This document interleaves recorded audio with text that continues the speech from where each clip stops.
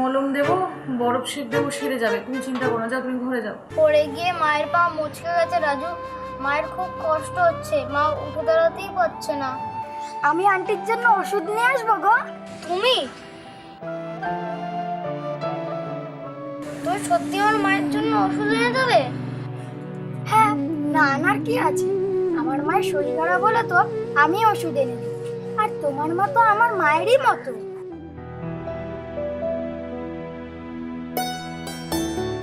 দেরি করো না অংশু, তাড়াতাড়ি যাও।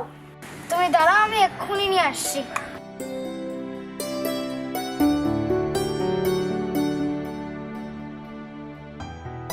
আর একটু ওয়েট করো মা, আজ ওষুধগুলো এনে দিক। ওই ওষুধগুলো খেলেই তুমি ঠিক হয়ে যাবে।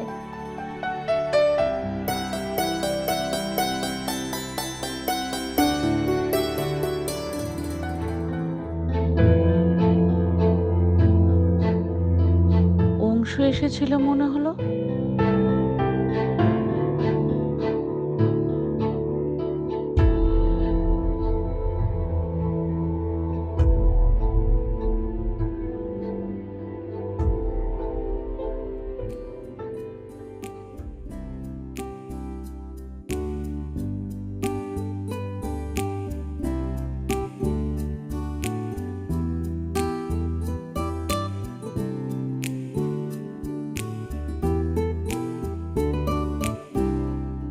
ওষুধের নাম তো লিখে দিলাম, কিন্তু ওষুধের টাকা যদি মাকে জিজ্ঞেস করি তাহলে তোমার রাজুর কথা জেনে যাবে।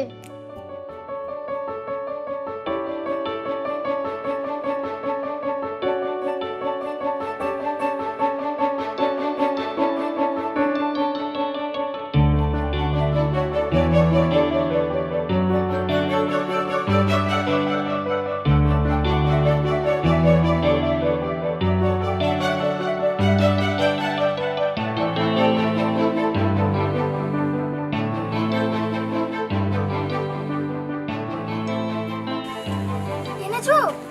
এই যে, তাহলে দাও।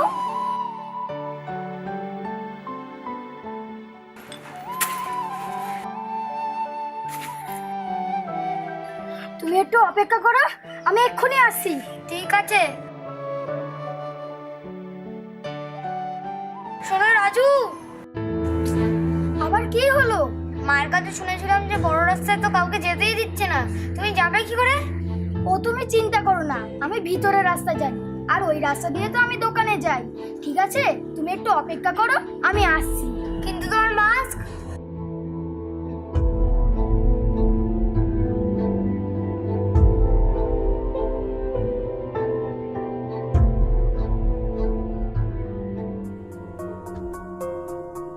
রাজু আসছে না কেন এখনো? মা তো বলেছিল যে লকডাউন অমান্য করলে পুলিশ ধরে নিয়ে যায়। এই অবস্থায় তুমি এখন বাইরে যাবে? তাতে কি হয়েছে মা, আমি তো বাইরে যাই, আমি পারবো। অংশু, তুমি আগে বাইরে যেতে, এখন লকডাউন অমান্য করলে বাইরে গেলে পুলিশ ধরে নেবে না শোনা, কোনো দরকার নেই। রাজু কোনো বিপদে পড়েনি তো? আমি এখানে বসে তো ওর জন্য কিছু করতেও পারবো না।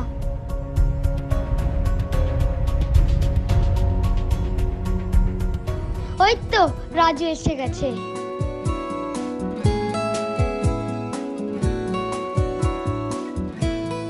এ কি, রাজু ওর কথা শুনে গেল?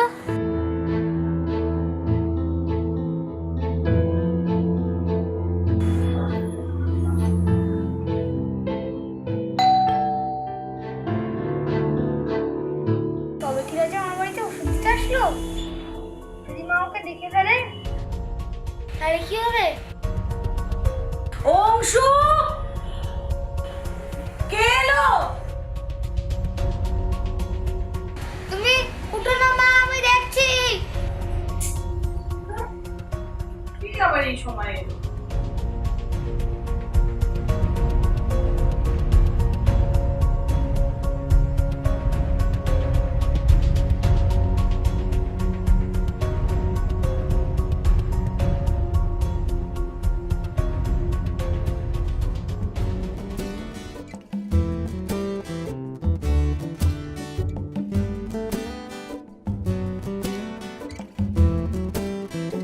Thank you Raju.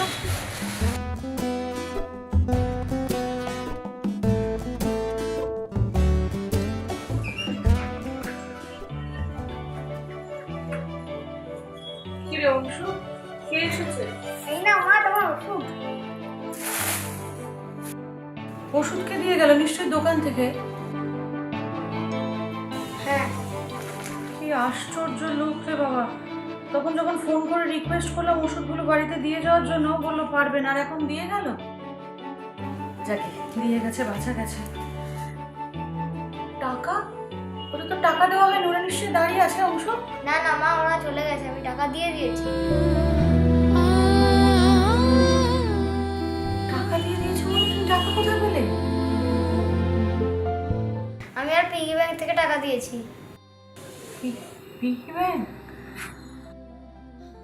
বাবা, আমার অংশ তো অনেক বড় হয়ে গেছে। মা এবার তুমি ওষুধটা খেয়ে না, আমি গিয়ে পড়তে বসি। আচ্ছা যাও।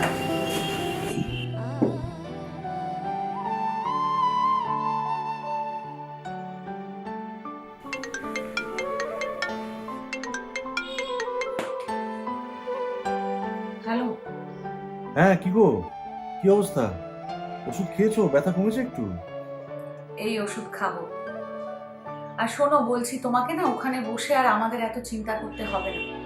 এখানে অংশু আছে আমাকে দেখে রাখার জন্য। ও এখন যথেষ্ট বড় হয়ে গেছে, ওর মাকে সুন্দর সামলে রাখতে পারছে, আর ওর এখন যথেষ্ট উপস্থিত বুদ্ধিও হয়েছে। কেন, অংশু কি করেছে? ওষুধের দোকানে ফোন করেছিলাম, ওরা ওষুধ দিয়ে যেতে পারবে না বলেছিল বাড়ি থেকে কাউকে গিয়ে নিয়ে আসতে হবে। তার মানে তুমি ওষুধ আনতে অংশুকে পাঠিয়েছিলে নাকি? আচ্ছা তুমি কি মনে করো বলো তো নিজেকে? তোমার কি মনে আমি লকডাউনে অংশকে বাড়ি থেকে বের করে দেবো ওষুধ নিয়ে আসার জন্য? তাহলে ওষুধ পেলে কি করে? ওষুধের দোকান থেকে এসে ওষুধ দিয়ে গেছে। এই তুমি জানো, তোমাকে বলতাম না যে অংশ পুরো তোমার বাবার মতো হয়েছে, কিপটে, নিজের একটা টাকাও খরচা করতে চায় না। সেই অংশ নিজের পিগি ব্যাংকটা, যেটা যক্ষের দনের মতো লুকিয়ে রাখতো, কাউকে হাত দিতে দিত না, সেই পিগি ব্যাংক থেকে টাকা বের করে ওষুধের দাম দিয়েছে। বলো কি? তবে আর বলছি, অবশ্য কার ছেলে সেটা দেখতে হবে না।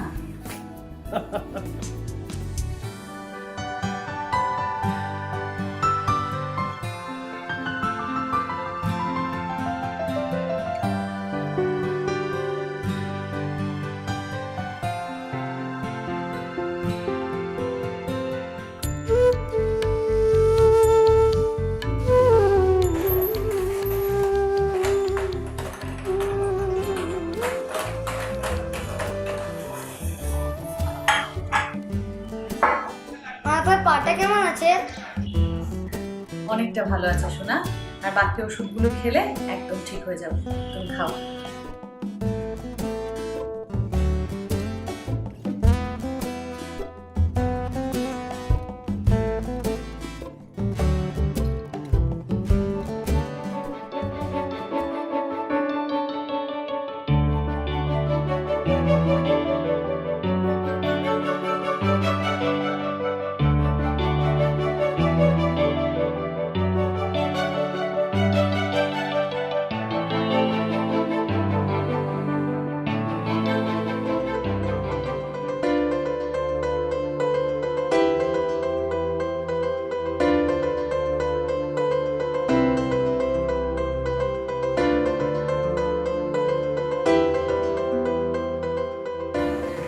বাবা,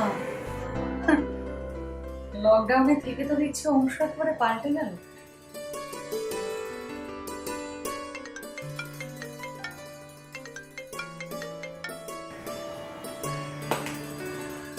গুড মর্নিং। হ্যাঁ পারো, ভেরি গুড মর্নিং। কি অবস্থা? পা কেমন আছে? অনেকটা বেটার, আর হাঁটা চলা করতেও খুব একটা অসুবিধা হচ্ছে না। না, আমার মনে হয় বাকি ওষুধগুলো খেলে না সেরে যাবে, জানো তো। তুমি কালকে আমাকে টেনশনে ফেলে দিয়েছিলে না, আমি কিচ্ছু বুঝে উঠতে পারছিলাম না। এত দূরে বসে আমি কি করব কি না করব, এমন একটা অবস্থা হয়েছিল আমার। আরে বাপ রে বাপ, তুমি ভাবো তো যদি পাটা ভাঙতো তখন কি হতো? আমি শুধু এটাই ভেবে চলেছি। সেই জন্যই তো বললাম গৌতম, যত তাড়াতাড়ি সম্ভব তুমি চলে এসো। দেখছো তো, তোমাকে ছাড়া এখানে যদি হুট করে কোনো বিপদ হয়ে যায়, আমাদের দেখার কেউ নেই। কি করবো তখন বলো তো? কাল অংশু কাছে না থাকলে না, আর সময় মতো ওষুধটা না পেলে, পা নিয়ে আমাকে ওইভাবেই সারাটা দিন বসে থাকতে হতো।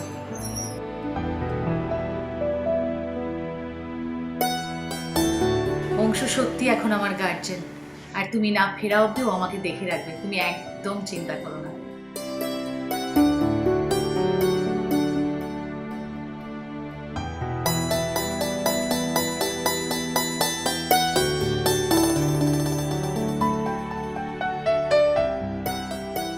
রাজু, ওই চকলেটগুলো তোমার আর তোমার বোনের জন্য। Thank you Anshu. Thank you তোমাকে রাজু। তুমি যদি এত জলদি ওষুধগুলো না আনতে তাহলে আমার মা সুস্থই হতো না। তুমি আর একদম বাড়তি টেনশন করো না। আমি তো খুব ভয় পেয়ে গেছিলাম। অংশ,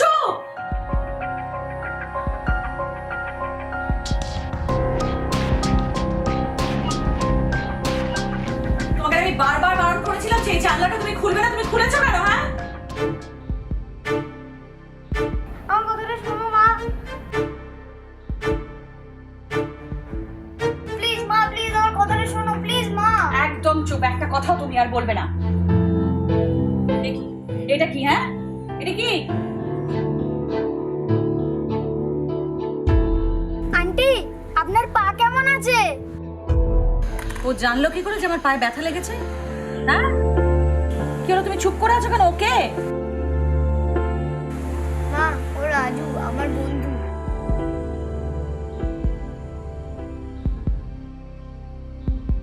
হোয়াট? মা, কালকে যখন ও শুনলো যে তোমার পায়ে ব্যথা আছে তখন ওই তো তোমার জন্য ওষুধ এনে দিয়েছিল। আমি আন্টির জন্য ওষুধ নিয়ে আসবো গো। তুমি? ওর সাহস দেখে আমি অবাক হয়ে যাচ্ছি অংশু। ঠিক যেই ভয়টা আমি পেয়েছিলাম সেটাই তুমি করলে। তোমাকে বারবার বারণ করেছিলাম যে এই জানলাটা তুমি খুলবে না, তুমি আমার কথা অমান্য করে জানলাটা খুললে।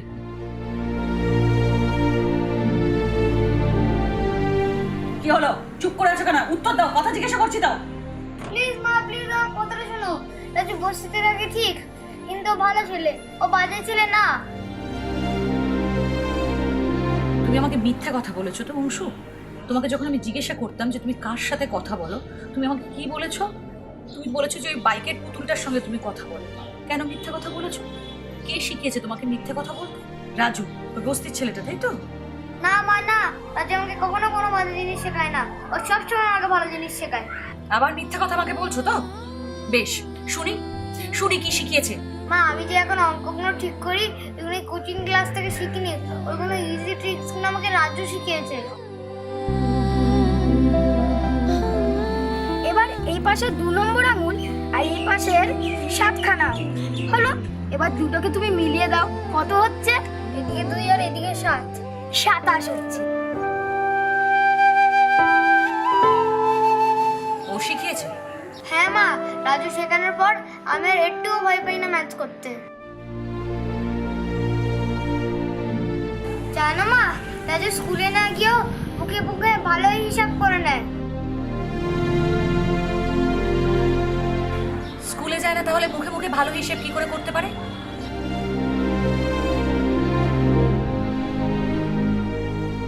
জানো মা, রাজুর বাবা নেই, ওর মা সবজি বিক্রি করে। রাজুর মাকে তো রাজুই হিসাব শিখিয়েছে। ওর একটা কাঠের গাড়ি আছে, আর ও রোজ সকালে ওর দোকানে সবজি নিয়ে যায় কাঠের গাড়িটা করে। আমার মা তো আনাজ বিক্রি করে। মা যখন বস্তা আনে ওই গাড়ি করে, ওটা খুব ভারী তো, ওর জন্য মা একা আনতে পারে না। আমিও মায়ের সাহায্য করি। জানো মা, তোমাকে বাড়ির কাছে হেল্প করার কথা তো আমাকে রাজুই শিখিয়েছে। রাজু বলেছে যে মারা আমাদের জন্য এত কিছু করে, আমাদেরও তো উচিত মাকে হেল্প করার। মারা তো আমাদের জন্য ভোর 4টে থেকে উঠে রান্না করে, তারপর সারাদিন দোকান দেয়, আবার রাত্রিবেলা ফিরেও রান্না করে। আমরা মার জন্য কি তেমন কিছু করতে পারি? রাজুর একটা বোন আছে, ও ওর দেখাশোনা করে আর বাড়ির সব কাজ করে। জানো মা, কালকে যখনই বললাম রাজুকে যে তোমার পায়ে ব্যথা লেগেছে, জানো কি বললো? তোর সত্যি আমার মায়ের জন্য ওষুধ এনে দেবে? হ্যাঁ, না আনার কি আছে? আমার মায়ের শরীর খারাপ হলে তো আমি ওষুধ এনে দিই, আর তোমার মা তো আমার মায়েরই মতো।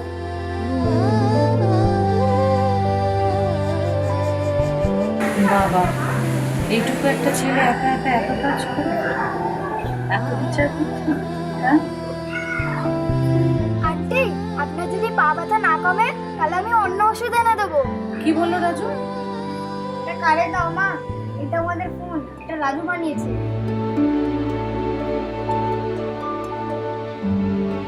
আন্টি আপনি ভালো আছেন তো?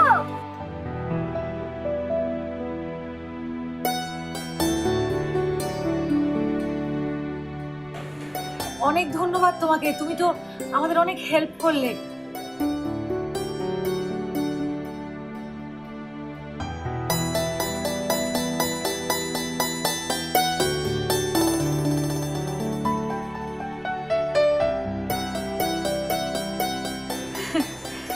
বাহ, এটা তো দারুণ অংশ।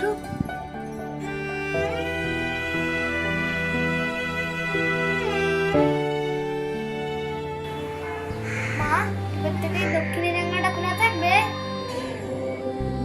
লাগবে অংশ।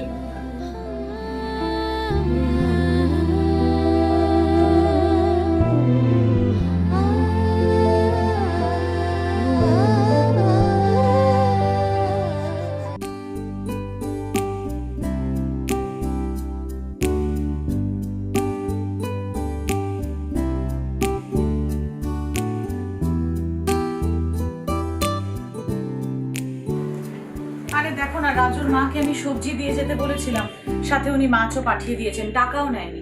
ব্যবহারেই মানুষের আসল পরিচয় পাওয়া যায় পারো। দেখো, ওনারা হয়তো গরিব হতে পারেন, কিন্তু উদারতায় ওনাদের চেয়ে বড় লোক তুমি খুবই কম দেখবে। আচ্ছা, এবার তাহলে বুঝতে পেরেছো ওই দক্ষিণের জানলার ভালো দিকটা? হ্যাঁ, বুঝতে পেরেছি। শোনো না, তুমি ফোনটা রাখো, রাজু ফোন করছে, মনে হয় কোনো দরকার আছে। ওই সুতো বাঁধা। হ্যাঁ, সুতোয় বাঁধা। রাখো এবার, রাখলাম।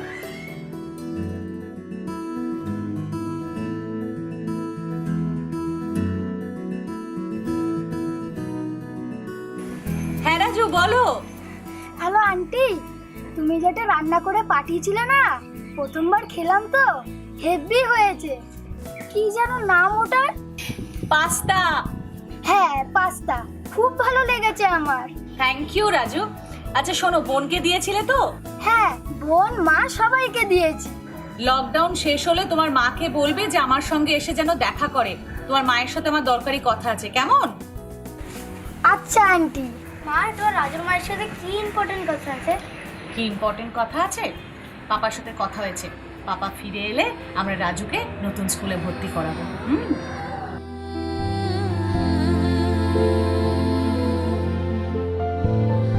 আমি স্কুলে ভর্তি হব? কিন্তু মা, আমরা তো 6 মাস পরে হাউজিং কমপ্লেক্সে যাচ্ছি, তখন রাজুর কি হবে? রাজুর কি হবে তোমাকে তো বলাই হয়নি। 6 মাস পরে আমরা হাউজিং কমপ্লেক্সে যাচ্ছি না, লকডাউনের জন্য কাজটা পিছিয়ে গেছে, তাই আমরা এখান থেকে 2 বছর পর যাচ্ছি। সত্যি? একদম সত্যি।